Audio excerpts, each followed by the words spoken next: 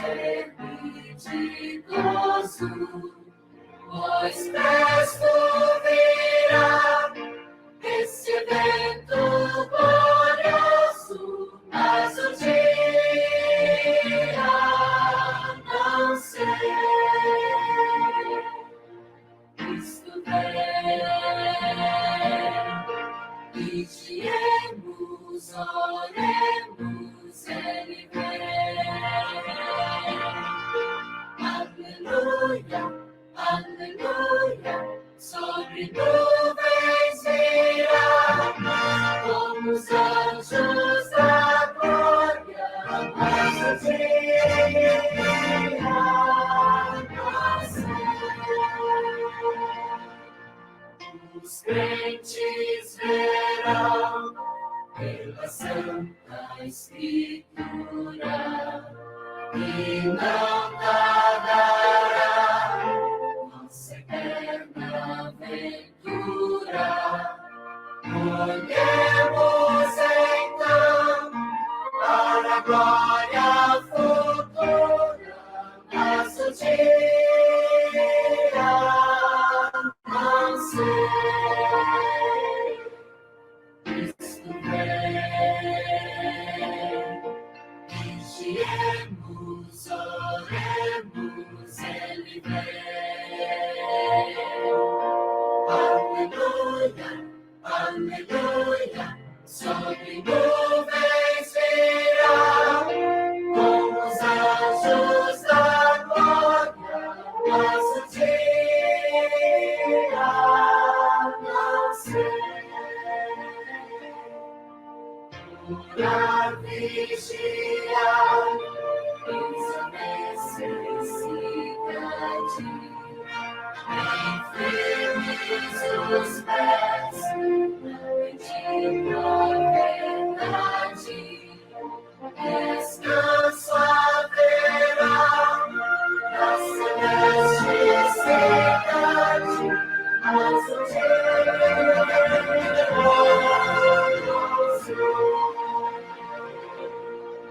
Cristo vem, vigiemos, oremos, Ele vem.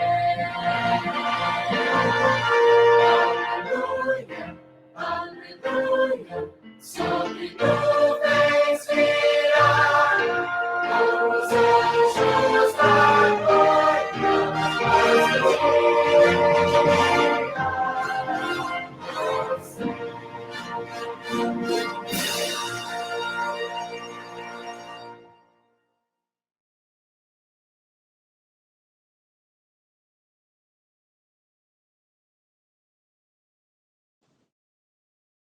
Sim, nos colocamos de joelhos.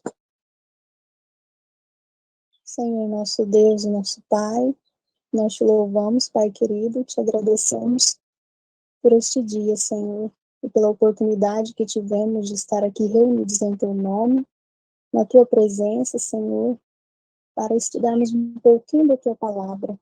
Pai querido, queremos pedir ao Senhor que o Senhor coloque em nós o entendimento, a sabedoria, o discernimento, Pai. Que o Senhor nos ajude a crer no nosso Senhor Jesus Cristo e que possamos assim, Senhor, alcançar a vida eterna. Pai querido, pedimos a tua presença neste momento, que o Senhor possa estar conosco nos momentos que se seguem, que o Senhor possa usar uma nação para falar aos nossos corações.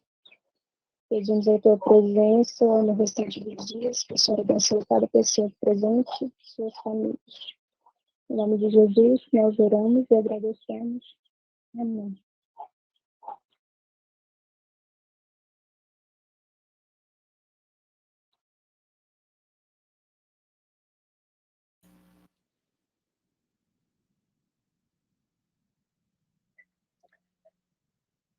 Bom dia aos irmãos, feliz sábado, aqueles que ainda não dei. Os irmãos estão conseguindo me ouvir bem aí? Beleza.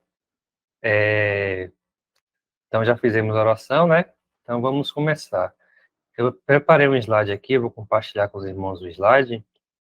Deixa eu botar aqui.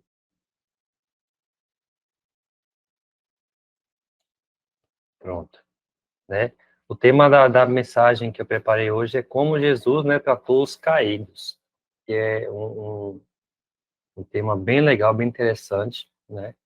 Que eu vi esse tema na minha adolescência ainda, né? Quando eu estava nos gravadores na igreja, aí quando eu tinha uns 12, 13 anos de idade, né? Que eu vi esse tema e isso ficou na minha mente, no meu coração até hoje, né? Como Jesus tratou os caídos. E essa mensagem, na verdade, é um capítulo desse livro aí, como Jesus tratava as pessoas, né? É um livrinho muito bom, esse livrinho, né? Escrito pelo irmão Maurice Wender. Aí eu pesquisei a bibliografia um pouquinho dele, né? Para saber quem é esse irmão. A gente vê que Maurice Wender foi um proeminente escritor, pregador, professor e autor adventista do sétimo dia. Ele também foi membro da equipe da Voz da Profecia, né, como orador associado. Então, é um livro adventista, né, e é um livro muito bom, ele é pequeno, não tem muitas páginas, né, recomendo os irmãos a lerem, ele é muito bom. E a mensagem que eu preparei hoje é o capítulo número 2 desse livro, né, que é uma história que talvez a gente não conheça. A Bíblia conta algumas partes dessa história, e quando a gente junta tudo, é uma mensagem tremenda. Toda vez que eu li essa história, né, desse capítulo, eu me emociono, eu sinto meu coração aquecer, né? Eu sinto o poder de Deus através da transformação da vida desses personagens que a gente vai estudar aqui, né? A gente vai ver também parte da Bíblia nessa história e os comentários também, né? Que a gente vai vendo durante a mensagem. E se algum irmão, alguma irmã tiver interesse, também pode levantar a mãozinha para comentar, tá bom? Que a gente vai estudando aqui juntos, certo? Então, irmãos, vamos lá início, né? Como Jesus tratou os caídos. Esse é o segundo capítulo do livro, né? Como Jesus tratou os caídos. E aí começa assim, ó. Na pequena vila de Betânia, cerca de 6 quilômetros de Jerusalém, moravam duas irmãs, Maria e Marta, e seu irmão Lázaro. Aparentemente, Lázaro era o mantenedor da família, né, Lázaro. O pai e a mãe já haviam morrido. Assim, Maria, Marta e Lázaro moravam juntos nessa pequena vila. Você pode ver Lázaro indo ao trabalho cada dia carregando seu almoço, voltando para casa cansado, quem sabe, ouvindo as notícias do dia, indo para a cama, somente para comer tudo, começar tudo outra vez no outro dia, né? Que aqui é a rotina de Lázaro. Marta era o tipo de Marta, como a gente conhece, né? Ela podia preparar refeições para um grande grupo, uma festa de casamento, um piquenique da igreja. Ela nunca se sentia mais feliz do que quando para cozinhar e experimentar uma receita nova. Para cozinhar e experimentar uma receita nova. Marta era uma boa pessoa. Ela nunca fazia nada errado. Provavelmente a pior coisa que ela fez foi lamber as pontas dos dedos quando removia alguma massa da batedeira. Ela era religiosa. E era muito difícil não ser assim naquele tempo, né? naquela localidade. Cada sábado pela manhã, ela descia pela trilha da sua casa até a sinagoga. Né? Então, a gente vê que Marta era uma pessoa cuidadosa, era uma pessoa dona de casa, né? Como a gente já conhece, a Marta, né? E ela também era uma pessoa religiosa e tinha suas crenças, suas culturas, né? Então, frequentemente, ela ia à sinagoga no sábado. E Maria, por outro lado, né? Era mais interessada no cenário social. Ela amava as pessoas. Sempre que houvesse uma reunião social na igreja ou um piquenique, ela era sempre convidada a saudar as pessoas e ajudá-las a se sentir em casa. Ela era atraente, talvez até demais, né? Maria era uma mulher muito bonita, muito atraente, né? E também era uma pessoa assim que se dava bem com as pessoas, né? Gostava muito de estar em contato com as pessoas. Maria, porém, carregava uma carga secreta de culpa e miséria que ninguém suspeitava. Isso tinha a ver com seu tio Simão, o fariseu. Que a gente vai ver também um pouquinho da história de Simão. Os fariseus gozavam de bons conceitos naqueles dias, né? Naqueles dias. Hoje até não, mas naquele tempo era bem conceituado os fariseus. Se alguém fosse questionado sobre o que seu filho estava fazendo, ele nunca estaria mais feliz do que dizer: meu filho é um fariseu, né? Então, era um cargo muito especial naquela época, né? Ser um fariseu.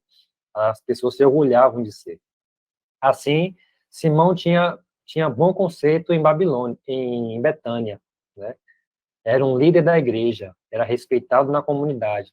As pessoas até o respeitavam por sua íntima associação com a família de Maria, Marta e Lázaro.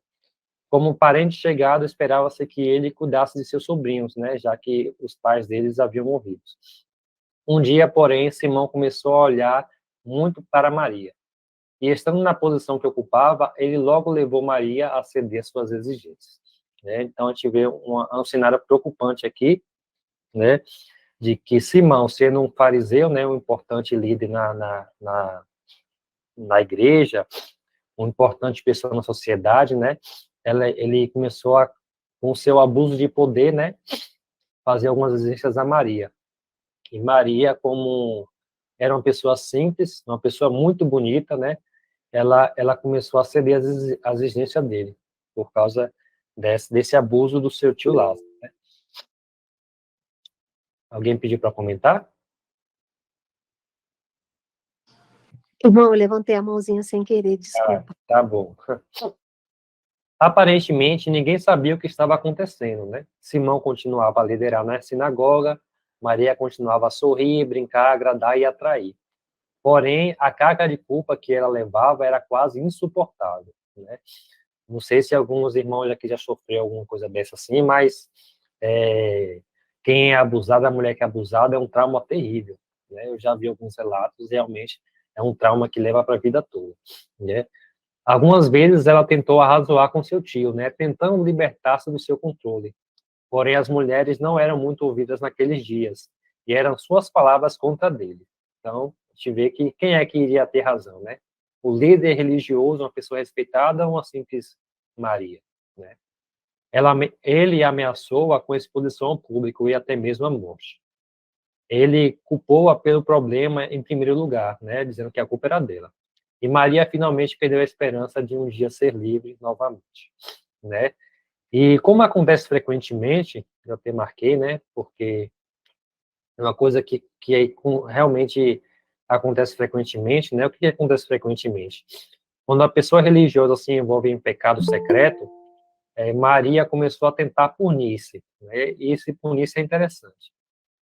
Ela era constantemente relembrada pelos cordeiros, né? Ou pelo sangue, pelo sacrifício da manhã, da tarde, que alguém tem que pagar, né? Alguém tem que pagar pelo seu pecado, né? E se você está tentado por você mesmo pagar seus próprios pecados e tentar punir-se, olha só, um dos melhores métodos é cometer o mesmo pecado outra vez, né? Um dos melhores métodos é cometer o mesmo pecado outra vez. Isso fará você se sentir-se pior, né? E fazer você sentir-se pior é uma forma conveniente de autopunição, né? Então, às vezes, irmãos, quando a gente cai em um pecado, né? E a gente se sente culpado por aquele pecado, né? A gente sente essa necessidade de autopunição, né? Quando a gente sabe que a gente está errado. E isso é perigoso quando entra nesse cenário aqui, ó, de Maria, né? Quando você acha que pecar mais ainda é uma forma de você se punir, né? Você entrar mais no pecado ainda, em vez de se humilhar, se arrepender e pedir ajuda, né? Você achar que vai resolver o seu problema continuando a prática, né? Achando que você está se punindo, né? Isso é uma coisa muito frequente, né? Muito frequente nas pessoas até hoje.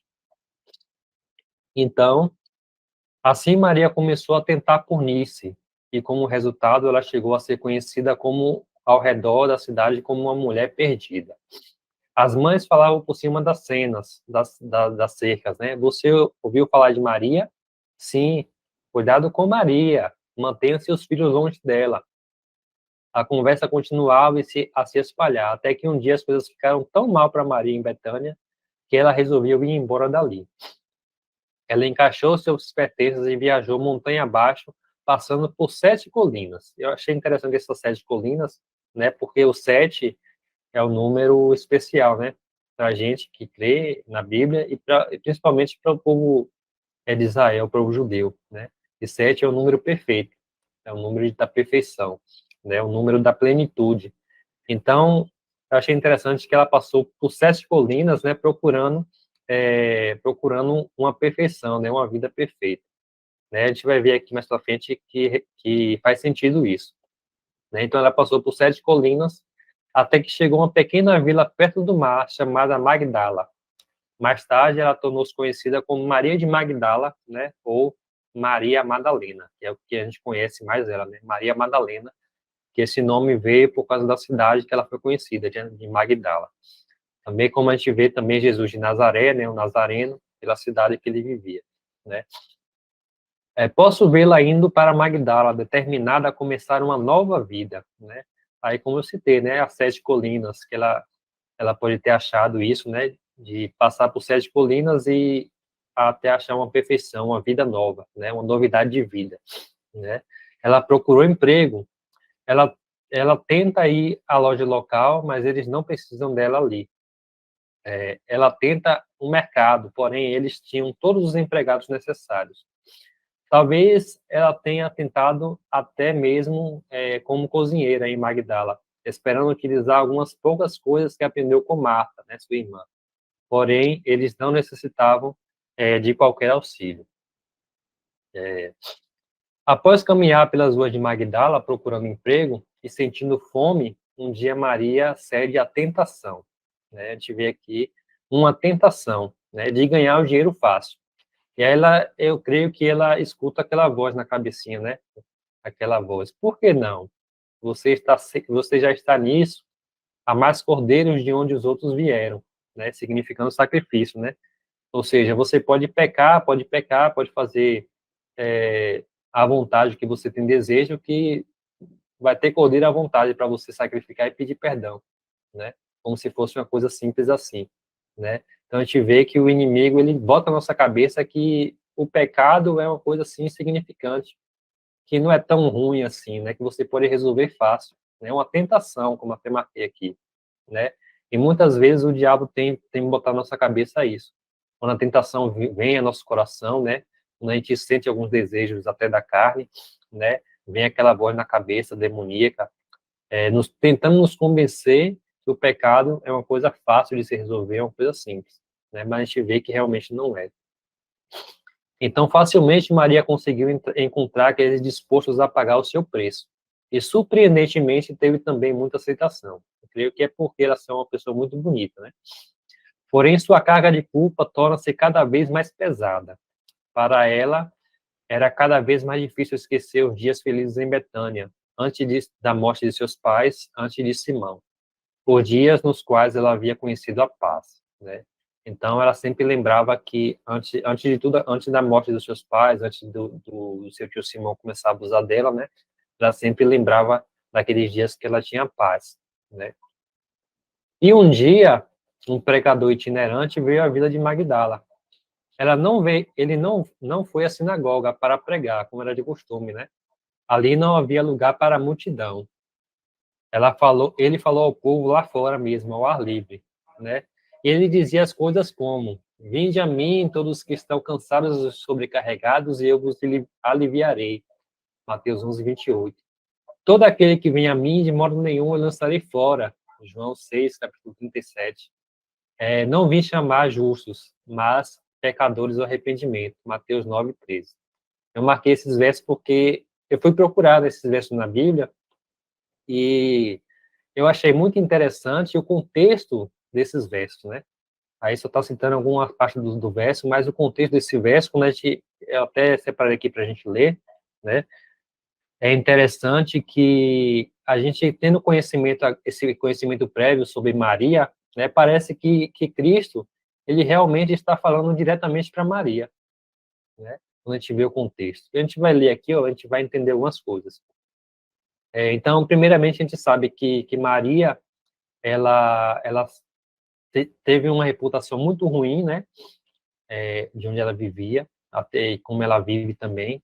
ela teve uma reputação ruim, ela começou a praticar coisas ruins, né, até para ganhar vida, para ganhar dinheiro, né, para se alimentar, para comer, né, e também ela tinha um fardo muito pesado nela, né, ela tinha um fardo que carregava muito pesado. Então, esses 3 textos a gente vai ver que cabe direitinho com ela, né, parece que Jesus realmente estava falando com ela. E o texto de Mateus, capítulo 11, do verso 20 ao verso 30, diz assim, ó: então ele começou a repreender as cidades na qual se havia feito a maioria das suas poderosas obras, porque eles não se arrependeram, né? Então Jesus passou por várias cidades, né? E eles não se arrependeram, apesar de Jesus ter feito grandes maravilhas ali, né? E aí ele começou: ai de ti, Corazim, ai de ti, Betsaida, porque se em Tiro e em Sidom fossem feitas as poderosas obras que em vós se fizeram, a muitos eles teriam se arrependido, em pano de saco e cinza. Mas em vós digo que haverá mais tolerância no dia do juízo para Tiro e Sidom do que para vós. E tu, Cafarnaum? Cafarnaum era uma cidade bem próxima a Magdala, né? Talvez uma cidade até vizinhança. Por isso que ele fala, tu, Cafarnaum. Mas Jesus passou em Cafarnaum e estava ali agora em Magdala, né, onde Maria estava. E ele diz assim: e tu, Cafarnaum, exaltada até o céu, será derrubada para o inferno. Porque se em Sodoma, olha só, Sodoma, ele compara Cafarnaum com Sodoma, né? Porque se em Sodoma tivessem sido feitas obras poderosas que em ti se fizeram, teria permanecido até hoje. Mas eu vos digo que haverá mais tolerância no dia do juízo para os de Sodoma, olha só, os de Sodoma, do que para ti. Eu achei interessante que o autor ele bota assim, os de Sodoma, né?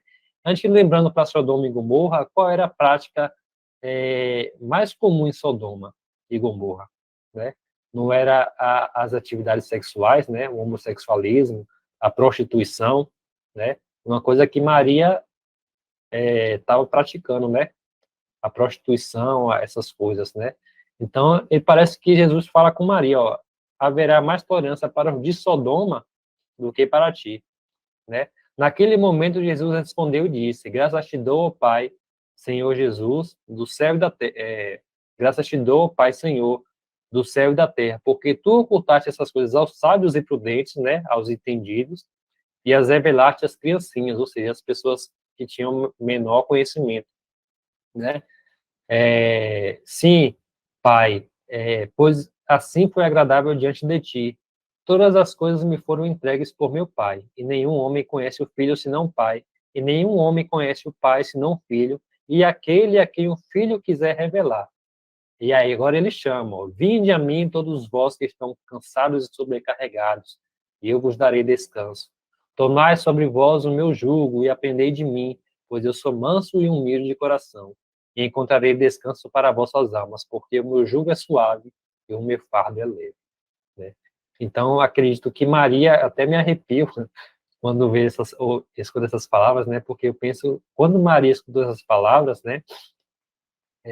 Eu creio que Maria tocou bastante o coração de Maria, né? Porque ela está vivendo justamente aquilo, né? Aquele fardo, aquele peso, né? Aquela culpa de estar vivendo aquela vida, né? Então, Jesus faz um chamado a ela, né? Um chamado, não só ela, mas as pessoas, mas em especial a Maria, né? No próximo verso de João, capítulo 6, no verso 32 ao 39, diz assim, ó: então Jesus disse, na verdade eu vos digo, Moisés não vos deu o pão do céu, mas meu Pai vos dá o verdadeiro pão do céu, porque o pão de Deus é aquele que desce do céu e dá vida ao mundo. Então disseram-lhe, Senhor, dá-nos este pão, dá-nos sempre desse pão. E Jesus disse, eu sou o pão da vida. Aquele que vem a mim nunca terá fome, e quem crê em mim nunca terá sede.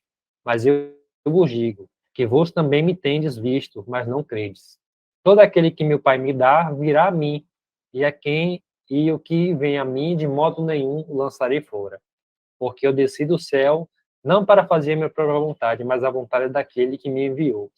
E esta é a verdade do Pai que me enviou, que nenhum de todos aqueles que me deu se perca, mas que eu ressuscitarei no último dia. João capítulo 6, verso 32 a 39, né? Então, Jesus também, ele dá um novo auxílio também, né? Um auxílio, além da libertação, ele dá também um alimento, o pão e a água da vida, né? Que seria ele mesmo, né? E todo aquele que comer nunca mais terá fome, e todo aquele que beber nunca mais terá sede. E justamente Maria, naquela situação, ela estava fazendo coisas erradas para se manter, né? Porque ela procurou ter emprego, mas não foi aceita em nenhum lugar. Então, ela encontra uma pessoa que diz, né, que ele tem um pão da vida e tem a água da vida, que quem se alimentar e beber nunca mais terá fome nem sede, né? Eu creio que isso também chamou a atenção de Maria, né? E ele ainda fala, né, que todo aquele que vem a ele de modo nenhum lançará fora, né? Então, mais uma vez aí as palavras de Cristo tocando aos corações. E agora o verso de Mateus, né, 9, do verso 10 ao verso 13. E aconteceu que, estando Jesus em casa sentado à mesa, eis que chegaram muitos publicanos e pecadores, e sentaram-se juntamente com Jesus e seus discípulos. E os fariseus, vendo isso, perguntaram aos seus discípulos: por que come o vosso mestre com os publicanos e pecadores? Jesus, porém, ouvindo isso, disse-lhes: os sãos não têm necessidade de médico, mas sim os que estão enfermos. E depois de aprender o que significa isto: eu quero misericórdia e não sacrifício, porque eu não vim para chamar os justos, mas os pecadores ao arrependimento, né? E também a gente vê algo interessante, né? Nessa palavra de Cristo, que ele fala assim, ó, eu quero misericórdia e não sacrifício, né? E a gente vê que Maria estava fazendo um sacrifício terrível, né? Ela estava se sacrificando, achando que o pecado dela seria amenizado, ou se sacrificando, tentando auto se punir, né? Fazendo sacrifício, tornando o seu corpo como um sacrifício, né? Se punindo, se auto se enterrando no pecado. Mas Cristo diz assim, ó, eu quero misericórdia e não sacrifício, né? Porque ele veio chamar os justos, ele não veio chamar os justos, mas os pecadores ao arrependimento, né? Então, esses três textos, eu creio que Jesus falou diretamente para Maria, né? Jesus falou à multidão, né? Muitas pessoas se convertiam ali, mas em especial a Maria, que a gente está estudando aqui a história, né? Eu creio que essas palavras de Cristo tocou muito ela, né? Então, voltando aqui ao capítulo, né? Maria se manteve hesitantemente ouvindo a borda da multidão. Ela nunca tinha ouvido antes coisas assim. Enquanto ouvia, sentiu seu coração estranhamente aquecido, né? Ela esperou até que a multidão saísse, então foi a ele e mostrou sua grande necessidade de auxílio. O pregador itinerante ajoelhou-se e orou por ela a seu pai, para que ela pudesse ter a esperança de que necessitava. Maria aceitou o novo mestre. O diabo foi vencido e Maria converteu-se exatamente ali, né? Converteu-se exatamente ali. Então, quando Maria se encontrou com Cristo, né, pessoalmente, né, ela aceitou como seu mestre, né, e o diabo foi vencido na vida de Maria, né, e ela se converteu ali, né, aos pés do Salvador. Então, até aqui, né, irmãos, que bela história de conversão, né? Uma pessoa que estava no pecado, né, vivendo uma vida terrível, ela encontra um pregador, né, o próprio Cristo, e ela conversa com ele, se encontra com ele pessoalmente, e ali ela se converte, né, quando ouve as palavras do próprio Cristo, né? Então, que bela história, né? E o autor continua assim, ó, eu gostaria de poder dizer que a história terminou, né?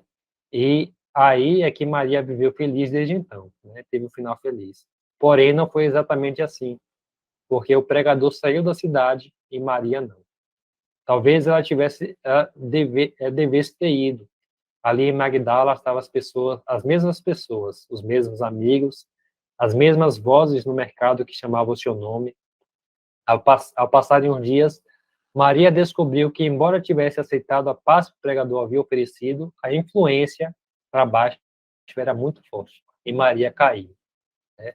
Então, um ponto interessante aqui é que Jesus, ele saiu da cidade, né? Foi pregar em outros lugares, mas Maria não, Maria ficou lá. Maria ficou lá ouvindo as mesmas pessoas, servindo as mesmas pessoas, né? Tendo os mesmos amigos, a mesma vida, né? E essa mesma vida que Maria tinha antes de Cristo, né? Era uma vida de influência que levou para baixo. E essa influência era muito forte, né?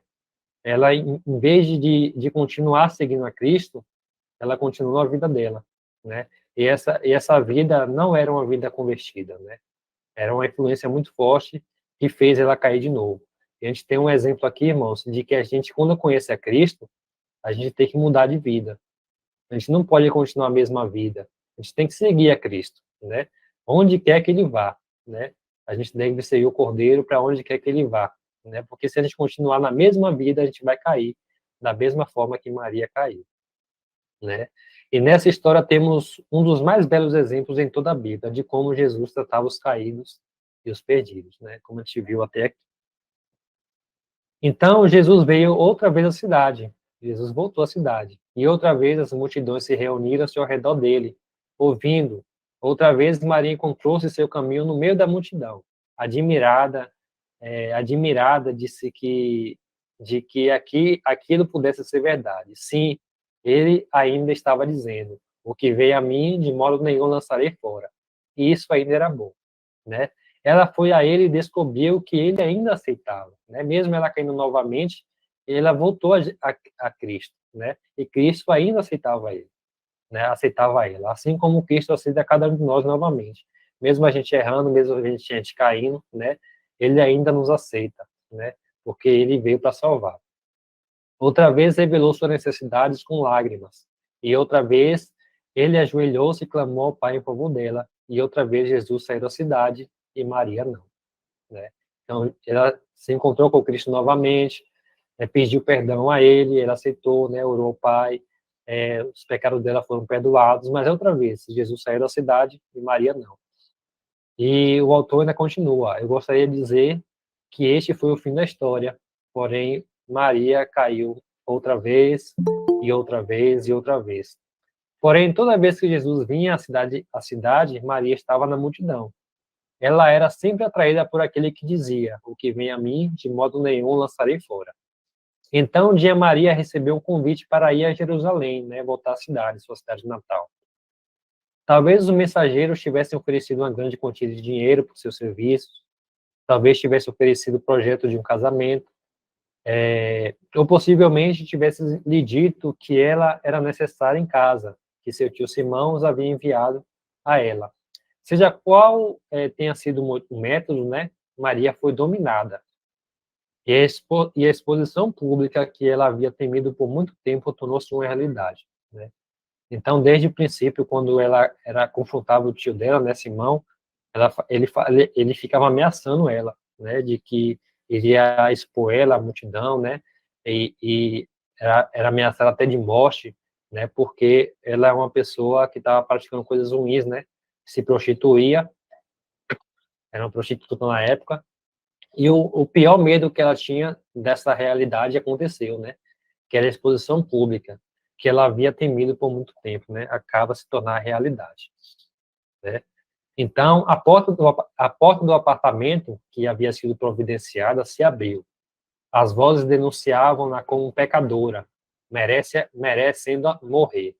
Mãos rudes a agrediram e a empurraram para a rua. Maria fecha os olhos e deseja a morte. Ela foi forçada através das multidões e lançada na presença de Jesus. Gritos de acusação enchiam o ar enquanto Maria se encolhia ali, tremendo, esperando as pedradas finais.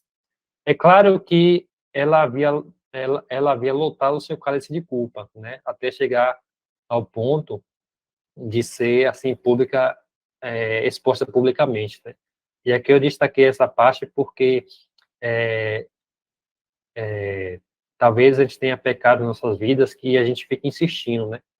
Cometendo aquilo, insistindo, insistindo, insistindo naquele pecado, talvez escondido, um pecado acariciado. E muitas vezes esse pecado se torna tão grande que a gente não consegue mais esconder, né? Acaba se tornando uma coisa pública, né? Então, aquele cálice de culpa para Maria havia sido lotado, né? Havia lotado o seu cálice de culpa a ponto de derramar.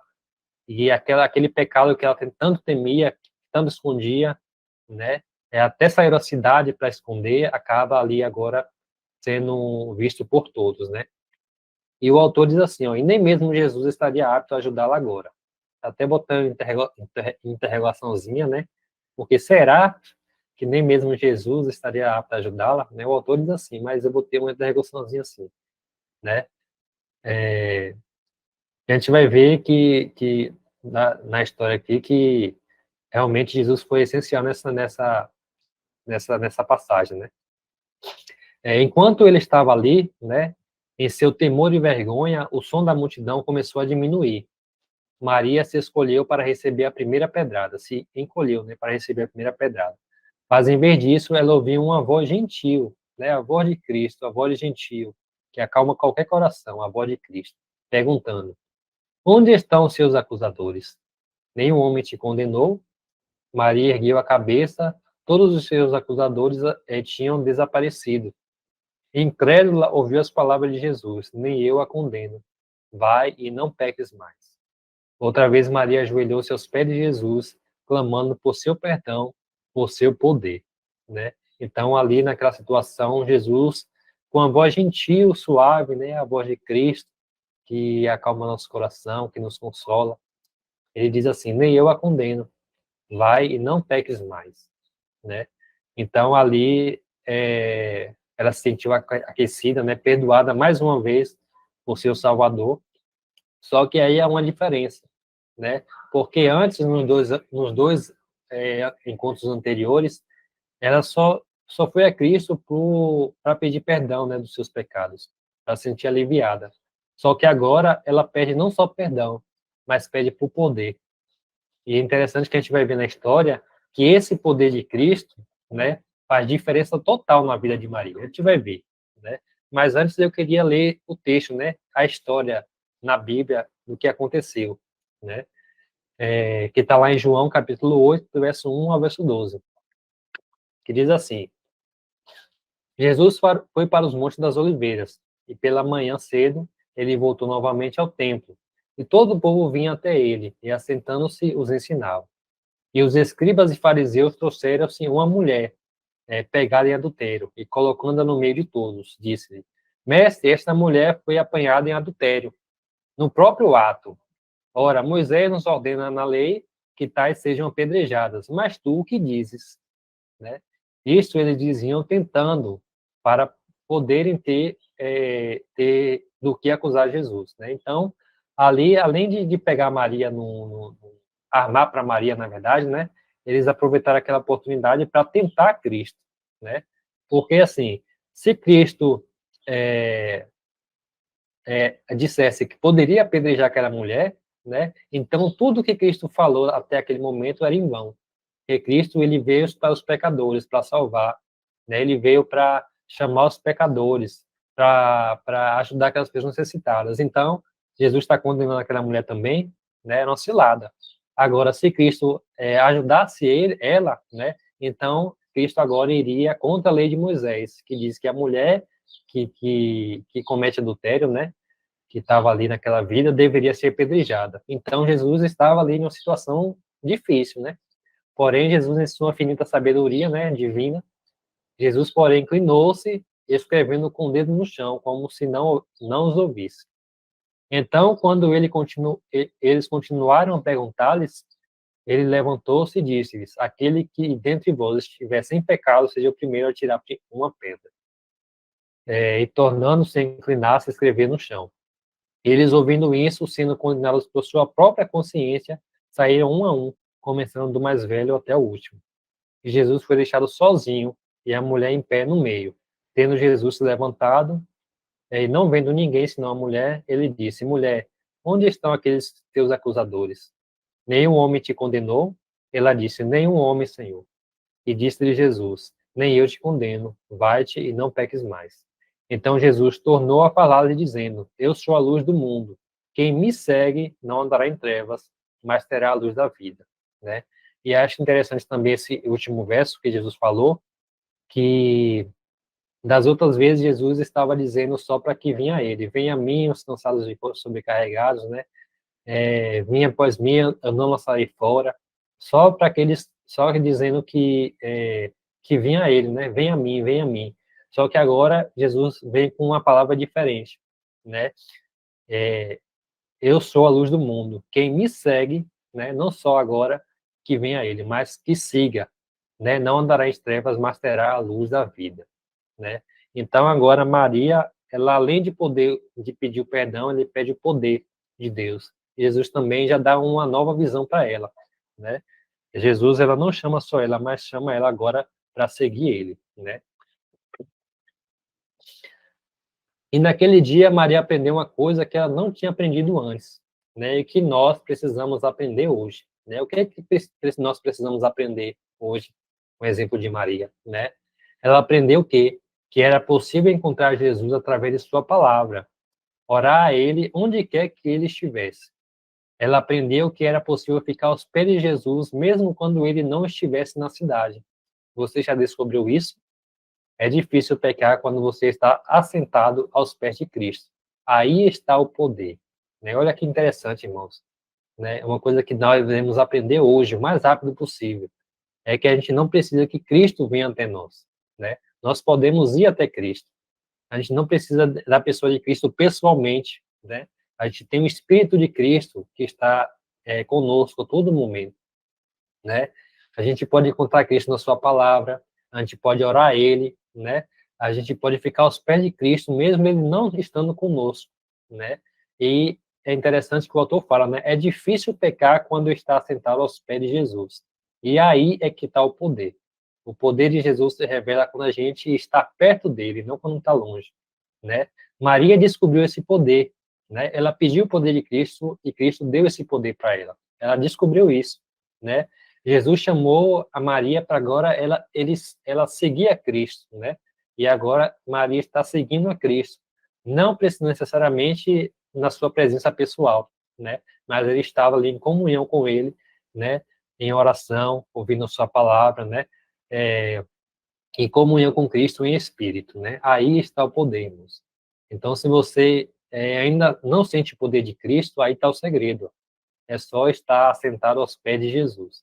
E aí você vai ter o poder. Amém?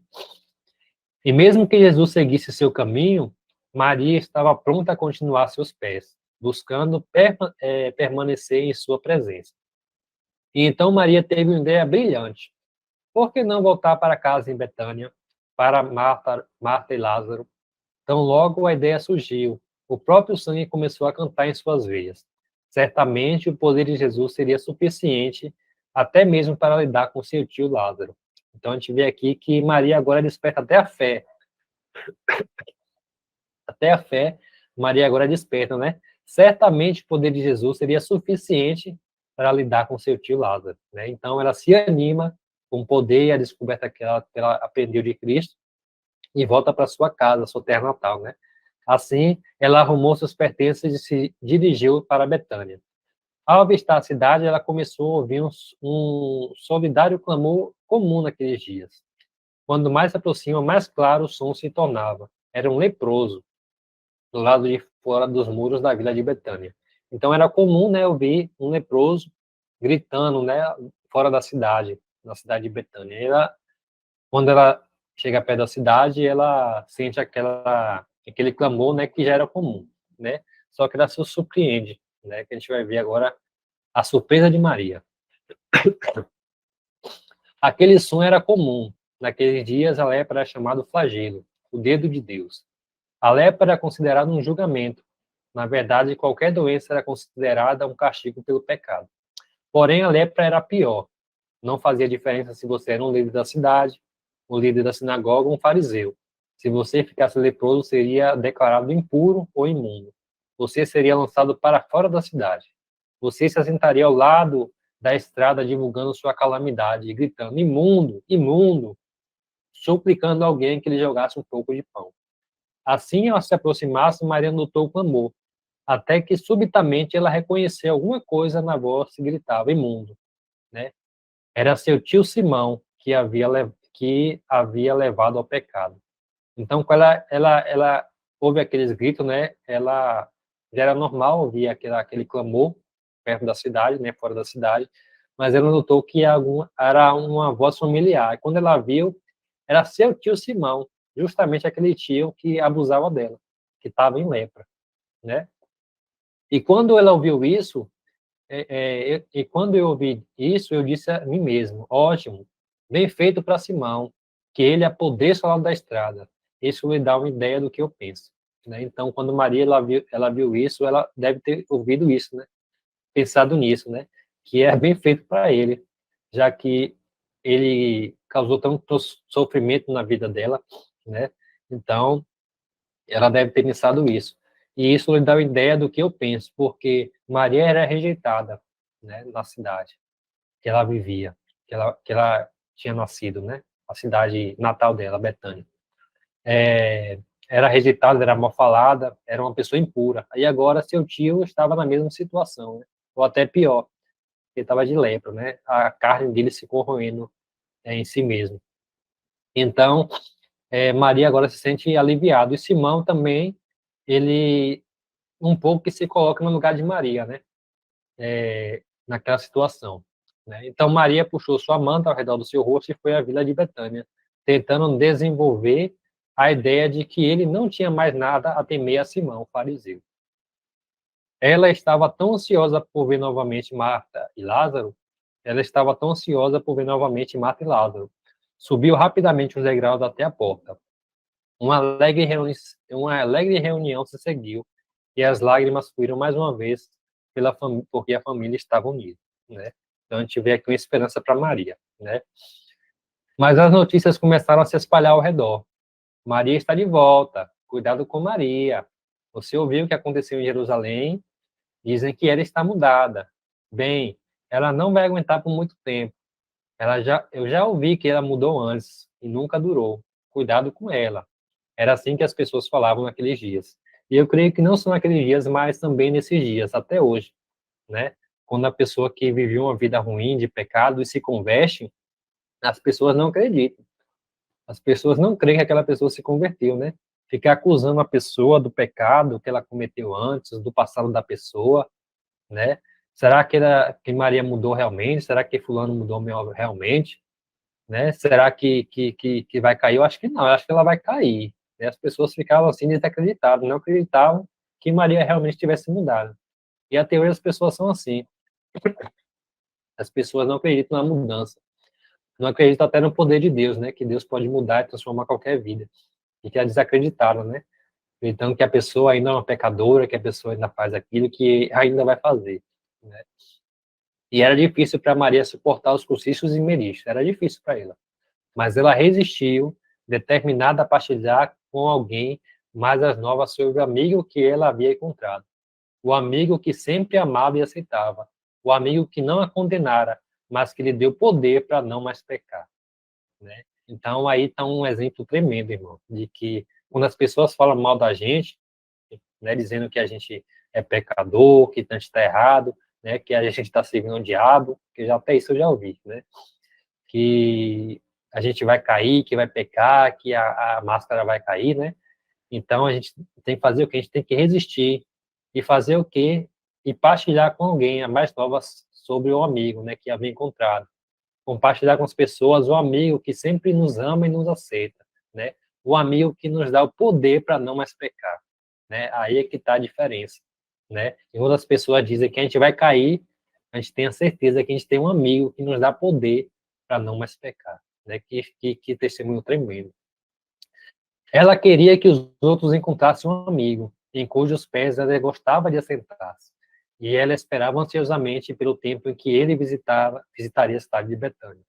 Né? Então, Maria ali, ela se esperava ansiosamente para que Jesus visitasse a cidade dela. Né? Ela tinha certeza que Jesus ia ali aparecer em algum momento. E, logicamente, ele o fez. Jesus foi a Betânia, né? Um dia Jesus viajou pelas montanhas até Betânia com seus 12 companheiros. Ao chegarem à cidade, ele também ouviu o clamor que Maria tinha ouvido.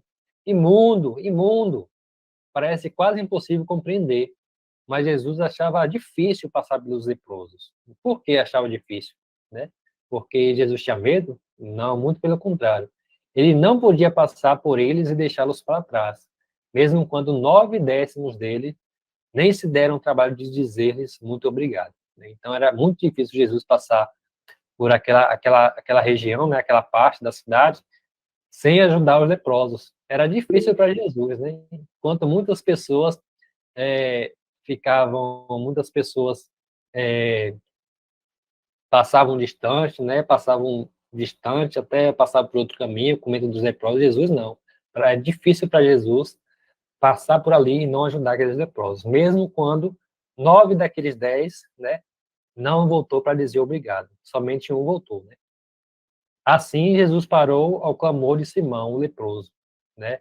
Ele tocou o intocável e fez o perfeito novamente. Exatamente assim. Ele não insistiu que Simão primeiro o aceitasse como Salvador. Ele simplesmente purificou, né?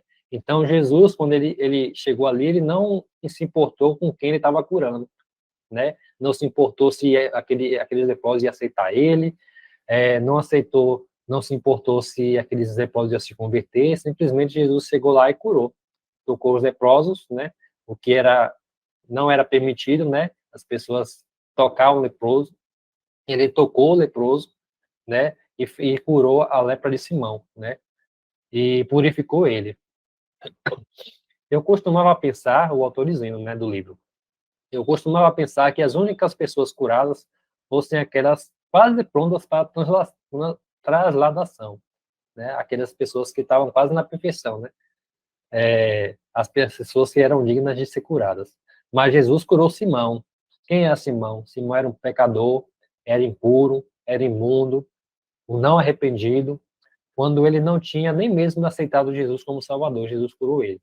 E achei interessante o autor dizendo isso. Jesus curou Simão completamente, porque por aquilo que Jesus era e não pelo que Simão era, né? Então, Jesus curou por quê? Porque Jesus, ele veio para ajudar, para curar, para dar libertação, né? Ele veio para ajudar os pecadores, os oprimidos, né? Ele era o papel de Jesus ali. E não curou pelo que Simão era, porque Simão realmente não merecia nada, né? A gente vai ver isso também, né? Você já imaginou como Maria deve ter sentido quando viu a notícia, né? Agora ele volta para Maria. Como é que Maria deve se sentido quando viu, Simão foi curado, né? Talvez Jesus tinha lhe confirmado que o poder de Simão sobre ela já estava rompido, né? Talvez Jesus tinha lhe confirmado que o poder de Simão sobre ela já tinha sido rompido, né? Então Jesus curou Simão, né? O tormento de Maria, né? Jesus curou Simão, mas Maria tinha uma certeza no seu Salvador, ela confiava em seu Salvador, né? Então a cura, porém, né, a cura de Simão, porém, é uma coisa muito pesada para ser colocada sobre um fariseu, né? A cura de um fariseu é uma coisa muito pesada para colocar sobre ele, né? Um fariseu é acostumado a obter suas recompensas e não ganhar de graça, né? E essa dádiva de Jesus era demais para Simão receber. Assim, após ele ter voltado a Betânia e sido reintegrado em sua posição na vila, você o vê agitando-se e revirando-se à noite, caminhando pela rua de dia, tentando imaginar o que faria, né, para para agradecer a Cristo, recompensar a Cristo pelo que ele fez, né? Ele não estava apto a receber ou merecer tal cura, porém subitamente ele teve uma ideia. Ele não tinha merecido isso antes, mas por que não merecer depois, né? Simão disse a si mesmo: eu vou pagar esse homem pelo que ele fez. Eu vou fazer uma festa em sua honra. Olha o pensamento do homem, né? Do fariseu. Agora, a mente de Simão estava acelerada. Marta seria a pessoa encarregada de preparar o jantar. Isso era aceitável, tudo bem. Mas Maria não foi convidada. Simão estava se sentindo incomodado com a presença de Maria. Quem sabe? A lepra podia ter vindo sobre ele por causa do seu envolvimento com ela, né? Era melhor não arriscar. Então, Simão já tinha uma ideia, né, de que a lepra, Simão havia adquirido a lepra por causa de Maria, de alguma coisa, né? Envolvimento com Maria. Ele devia culpá-la. Então, ele não queria se arriscar mais com Maria, não queria nem ver Maria mais, né? Ele já sentia ali alguma coisa que tinha a sua condenação, né, a sua doença, tinha a ver com Maria, né? Então, quando a noite do banquete chegou, Maria ficou em casa. Mas Maria gostaria de estar com uma multidão de pessoas, que ela gostava bastante. Embora alguma delas ainda ficava frias em sua aproximação, né? As pessoas não gostavam de que Maria se juntasse a elas, né? Porém, o que realmente desapontou Maria não era isso. Era o fato de que ela pudesse ver Jesus. Ela estava sendo impedida de ver Jesus, né? Então, o que mais depontou Maria foi isso, de ver o seu Salvador pessoalmente. E eu gostaria de compartilhar com os irmãos também o texto bíblico, né, que conta essa história, né, que está em Mateus capítulo 26 e também João capítulo 6, né? E o texto de Mateus 26, do verso 6 ao 13, diz assim: Ora, estando Jesus em Betânia, na casa de Simão leproso, aproximou-se dela, estando Jesus, né, na casa de Simão leproso, aproximou-se dele uma mulher com um vaso de alabastro com um unguento muito precioso, e derramou sobre sua cabeça, estando ele reclinado à mesa, né? Mas vendo isto, os seus discípulos indagaram-se dizendo: Qual é o propósito desse desperdício? Porque este unguento podia ter sido vendido por muitos e dado aos pobres. Entendendo isso, Jesus lhe disse: Por que afliges esta mulher? Pois ela está fazendo uma boa obra para mim. Portanto, tendes os pobres sempre convosco, mas a mim nem sempre tendes. Pois, derra, pois, derrama, pois, derra, pois derramado ela este unguento sobre o meu corpo, ela o fez para o meu sepultamento. Na verdade, eu vos digo, onde quer que este evangelho for pregado em todo o mundo, também será contado o que esta mulher fez para a sua memória. Então, o que Maria fez ali foi uma coisa muito importante, e essa história é muito conhecida, né? Maria Madalena é muito conhecida nas pessoas por a história que ela teve com Jesus, né? Esse amor que Maria tinha com Jesus, né? E o verso de João, capítulo 6, do verso 1 ao 3, também diz assim: 6 dias antes da Páscoa, veio Jesus a Betânia, onde estava Lázaro, o que estava morto, e a quem ele ressuscitara dos mortos. Fizeram-lhe ali uma ceia, e Marta servia, mas Lázaro era um dos que estavam à mesa com ele. Então Maria, tomando uma libra de unguento de nardo puro, caríssimo, ungiu os pés de Jesus e limpou seus pés com seus cabelos. E a casa se encheu com o cheiro de unguento, né? Nesse verso de João tem uma parte também que fala que Judas, né, Judas Iscariotes, ele que falou, né, João fala que foi ele que falou essa parte aqui que a gente leu em Mateus, do desperdício, né?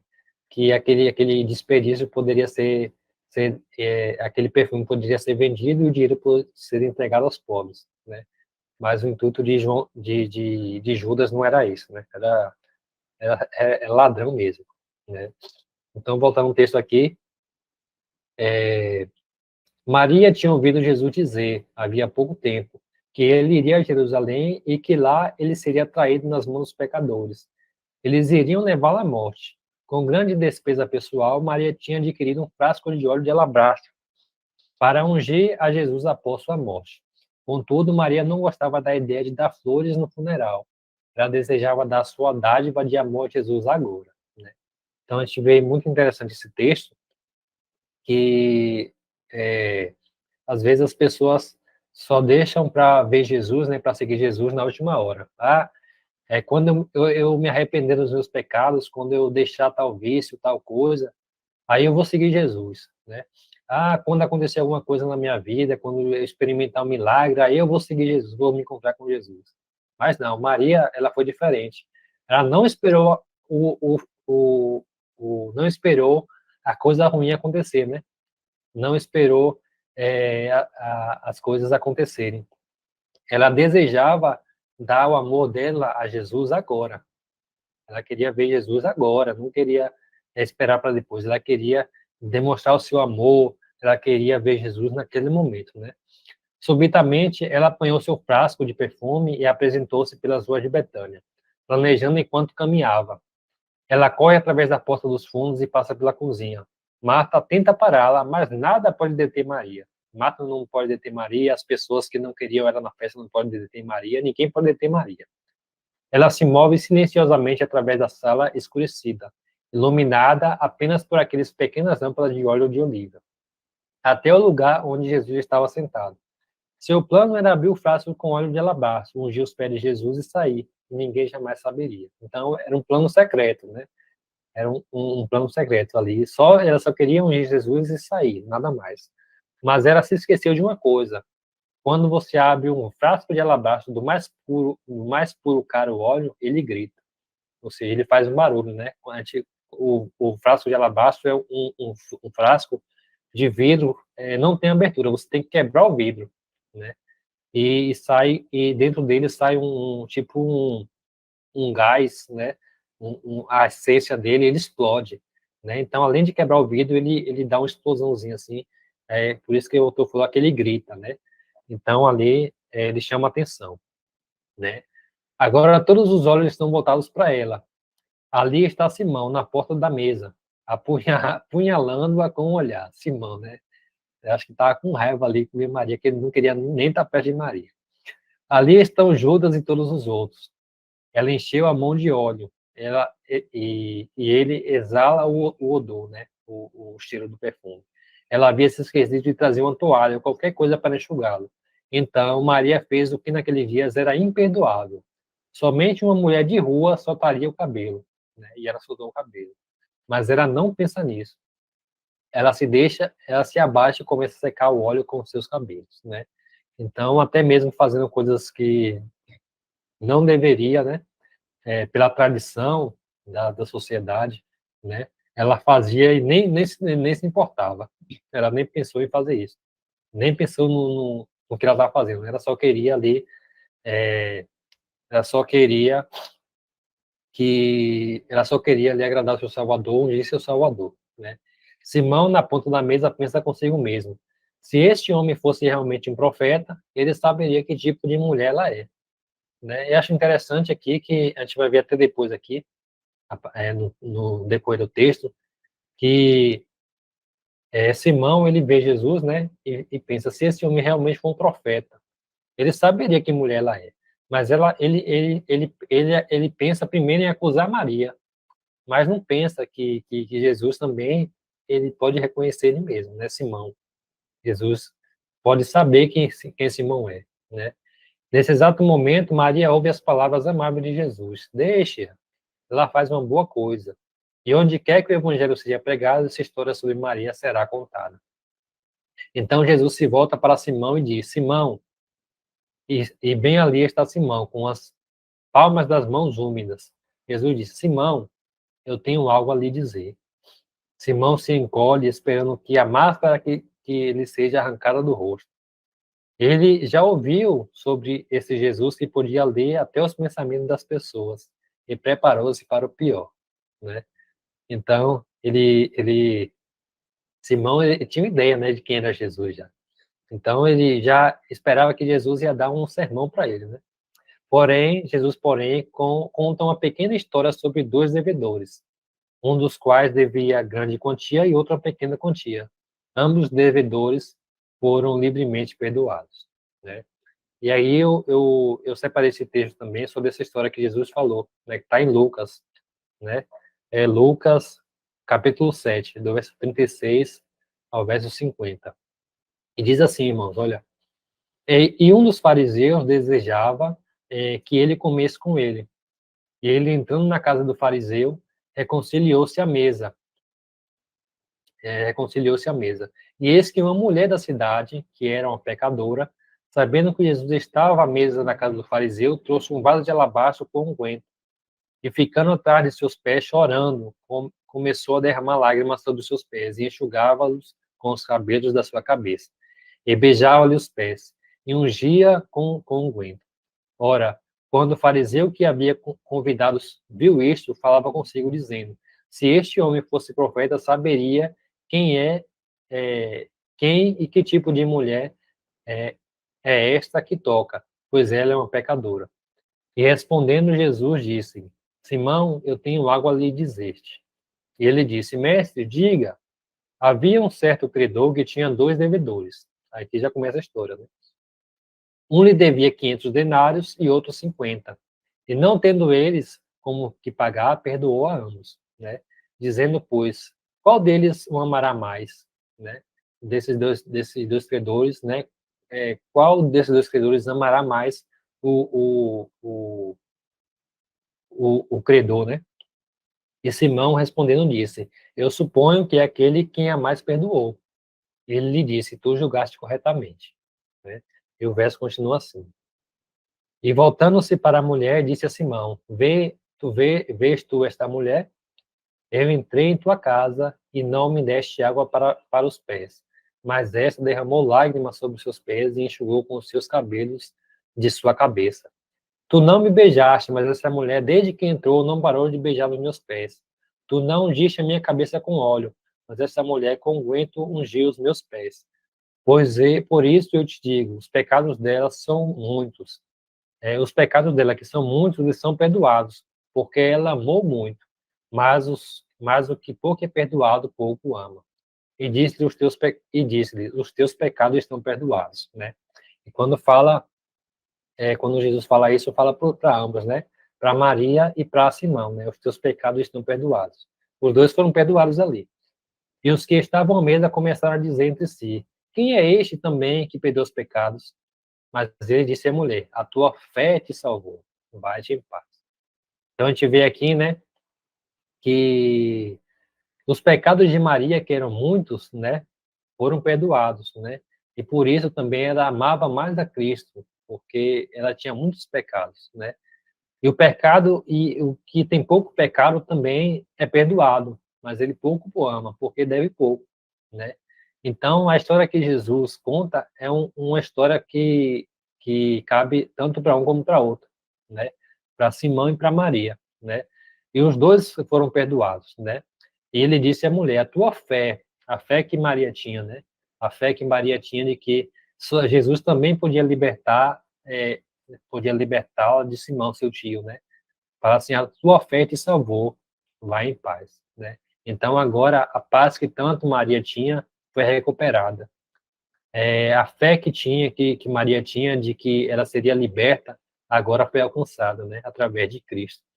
Então a gente vê que Cristo ele trabalhou na vida dos dois e salvou os dois, né? Que é como a gente vai ver aqui também. Ninguém compreendeu a história, exceto Simão, Maria e Jesus, né? Mas Simão recebeu a mensagem. Será que ele captou realmente a mensagem? Eu creio que sim. Simão foi subjugado pelo amor e compaixão de um homem que podia tê-lo exposto por aquilo que realmente ele era, né? Mas, mas que, em vez disso, velou sua mensagem com a parábola e protegeu os seus amigos. Então, Jesus poderia muito bem expor ali, agora, Simão ao público, né? E dizendo o que Simão era, o que Simão fez, né? Com aquela pecadora que estava ali, que era sua sobrinha, Maria, né? Jesus poderia muito bem expor ali agora Simão, né? Mas não, Jesus também, com sua infinita sabedoria, né? Ele conquistou Simão com aquilo, né? Ele contou uma pequena história que só somente Jesus, Maria e Simão entenderam, né? E o coração de Simão foi quebrado.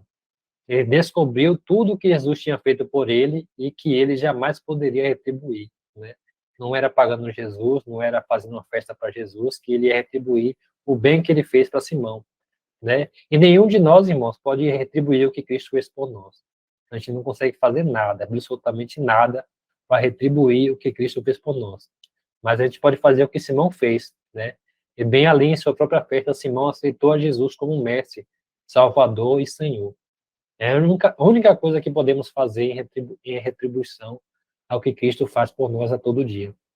É aceitá-lo como nosso mestre, nosso Salvador e nosso Senhor, né? É entregar nossa vida e nosso coração a Cristo. Né? A única coisa que podemos fazer é deixar ele viver em nós. E Jesus também conquistou Simão. Irmãos, irmãos, que história linda.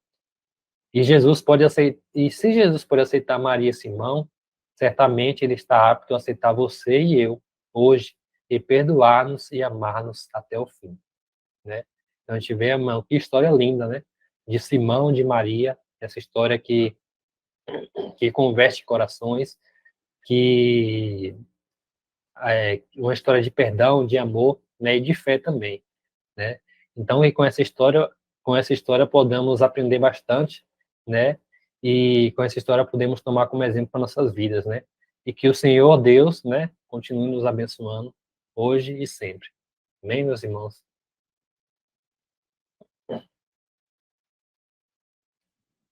Amém.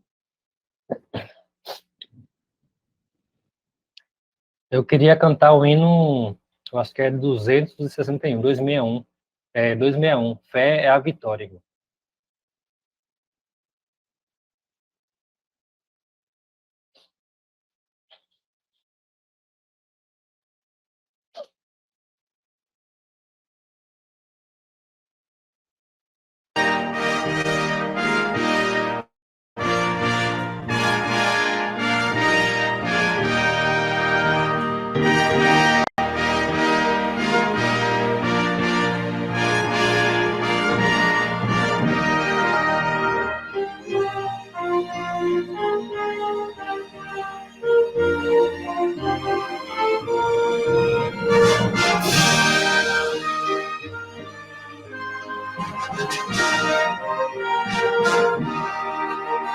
Soldados de Jesus, Senhor, cristãos, ó despertar.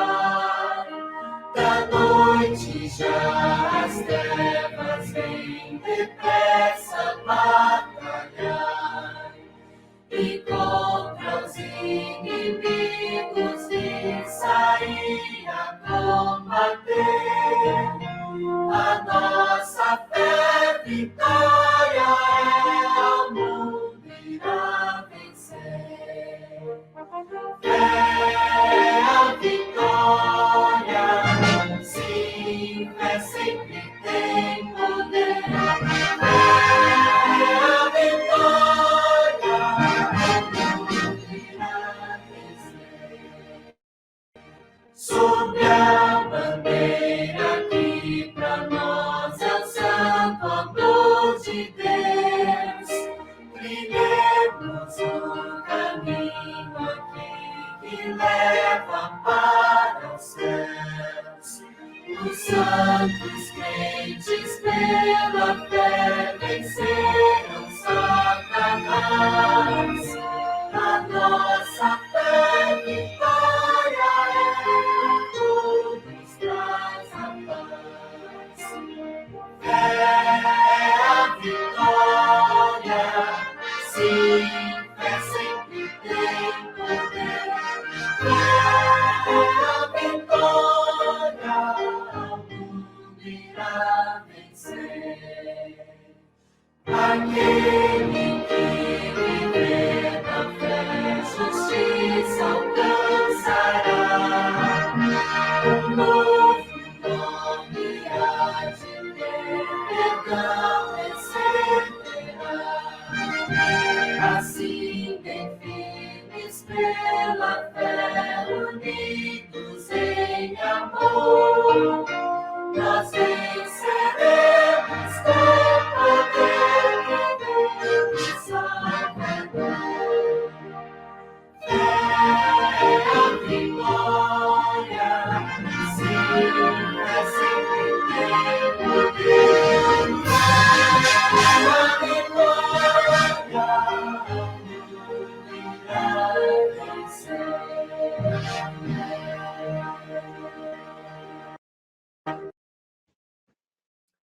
Amém, meus irmãos? Que possamos, pela fé, né, termos a certeza de que podemos vencer o mundo, podemos vencer o pecado, as tentações, né? Essa fé que, através de Cristo, nos dá o poder, esse poder que Maria conheceu, né? Esse poder que também cada um de nós pode conhecer. Esse poder que liberta, transforma, perdoa os pecados, nos dá a oportunidade e a força para vencer, e não temos o poder para não mais pecar, né? Não mais viver de pecado, né? Então, que podemos ter essa certeza. Fé é a vitória. E com esse pensamento, eu convido os irmãos para nos colocar de joelhos, né, para fazermos uma oração.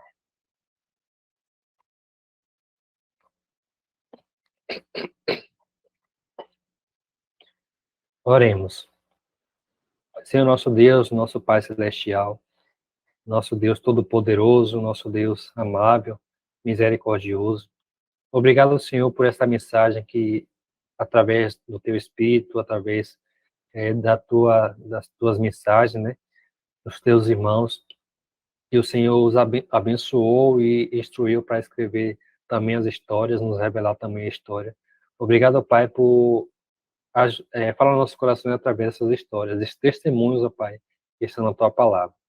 Obrigado, ó Pai, por nos ensinar a cada dia, por nos mostrar que Tu é um Deus de amor, que Tu é um Deus que nos amou tanto, ó Pai, que entregou o Seu Filho para morrer por nós, para nos libertar do pecado e para nos dar poder, ó Pai, para não podermos mais pecar. Que o Senhor sempre esteja nos ajudando, ó Pai, nos mostrando o Teu poder em nossas vidas, nos ajudando a vencer o pecado, nos ajudando a nos transformar para nos preparar para aquele grande dia que está conosco para sempre. Aumenta a nossa fé, ó Pai, em Ti, e faça com que a gente possa praticar essa fé, ó Pai, para que possamos ter experiência do Teu poder em nossas vidas e reconhecer realmente que o Senhor é o Deus que nos salva e nos prepara para toda a boa obra. Esteja conosco hoje e sempre, continue nos abençoando, nos dando salve na Tua presença, e que tudo seja feito conforme o Teu querer e a Tua vontade. Perdoa nossos pecados, nossas falhas, livra de todo mal, de toda armadilha e tentação do inimigo, e dá-nos força, Senhor, para não cairmos. Esteja conosco hoje e sempre. É tudo isso que eu te peço e agradeço em nome do Teu Filho amado Jesus Cristo. Amém.